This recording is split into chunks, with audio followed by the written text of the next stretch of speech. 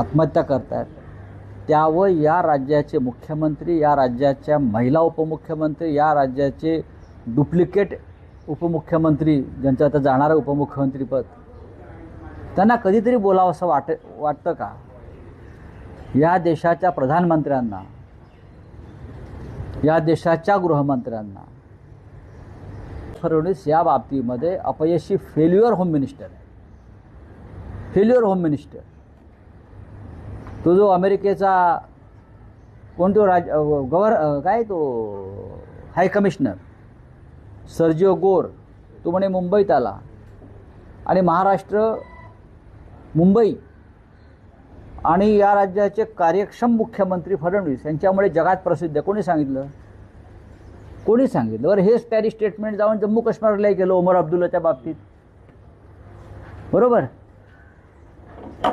त्याला काय दिसलं महाराष्ट्रात? सर्जिओ गोर यांना मुलींचे अत्याचार दिसले नाहीत, मुलींवरचे सर्पदंशाने झालेले बळी दिसले नाहीत.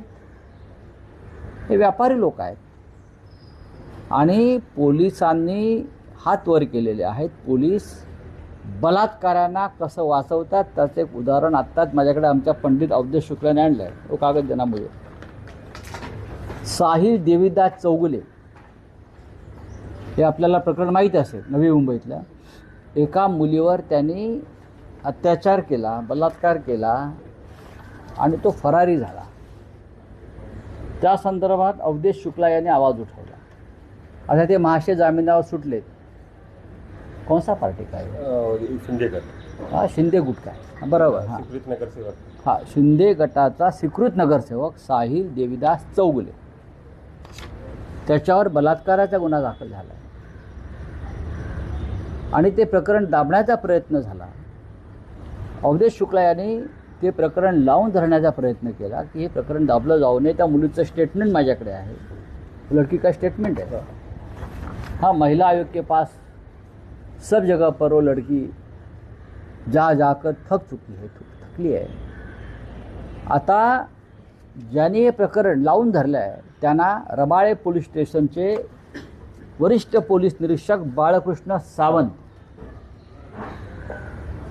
सतत नोटीस पाठवून बोलवतात, एक एक दिवस बसून ठेवतात.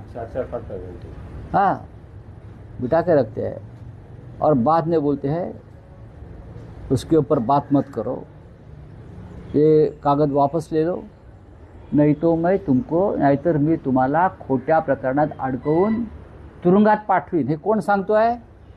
रबाळे पोलीस स्टेशनचा वरिष्ठ पोलीस निरीक्षक बाळकृष्ण सावंत.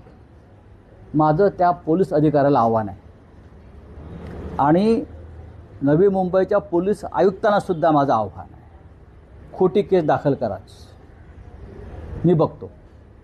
ही काय पद्धत झाली? एका बलात्काराच्या प्रकरणावरती आवाज उठवला म्हणून आवाज उठवणाऱ्याला तुम्ही खोट्या प्रकरणात तुरुंगात टाकण्याची जर धमकी पोलीस देत असते, मग या महाराष्ट्रामध्ये मुलींवर अत्याचार होणारच. पुण्यात होतील, जळगावात होतील, नाशिकमध्ये होतील, मुंबईत होतील. कारण पोलिसांना कायद्याचं पालन करावं अशी इच्छाच होत नाही आहे. विशेषतः अशा प्रकरणामध्ये तुम्हाला आया बहिणी नाही आहेत का? आणि नारी शक्ती वंदना बिल आणते सरकार.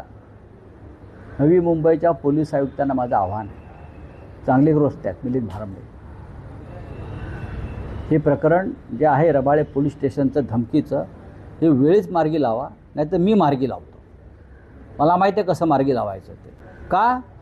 हा जो कोणी गुन्हेगार आहे साहिल देवीदास चौगुले, हा शिंदे गटाचा आहे, सत्ताधारी गटाचा आहे. म्हणून राज्याचे उपमुख्यमंत्री शिंद्यांना माझा विचारणं आहे, तुम्ही अशा प्रकरणांना पाठिंबा देत आहात का? बलात्काराच्या रमेश म्हात्रे तुरुंगात गेला आणि तुम्ही ह्याला वाचवत्या बलात्काराच्या प्रकरणामध्ये. क्या है?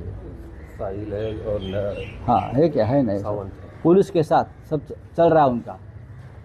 हां, तर हे जे आहे अशी प्रकरणं या महाराष्ट्रात घडत आहेत. त्याच्यामुळे पुणे, जुन्नर, संपूर्ण राज्यभरामध्ये मुलींवर अत्याचार सुरू आहे. कारण पोलीस त्या अत्याचार करणाऱ्यांच्या मागे आहेत आणि आवाज उठवला की खोट्या प्रकरणात टाकेन, कारण वरून दबाव आहे.